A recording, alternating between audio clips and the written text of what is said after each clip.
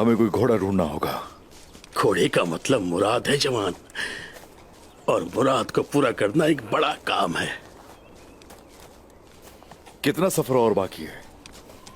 क्यों, घोड़े के बगैर चलना मुश्किल लग रहा है? घोड़े तुर्क के पंख होते हैं, क्या परिंदा बगैर पंख के उड़ सकता है? नहीं कर सकता।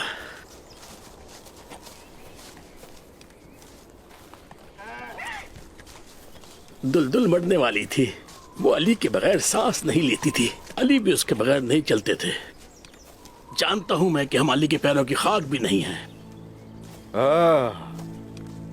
क्या हमारा रास्ता भी वही नहीं है? बिल्कुल है, लेकिन मुझे बताओ, क्या हम उनके रास्ते पर चलने के लायक हैं? दरवेश जब घोड़े पर सवार होकर तलवार नहीं चला सकते तो वो उल्लू की तरह गाते हैं, हर तरफ दर्द ही दर्द।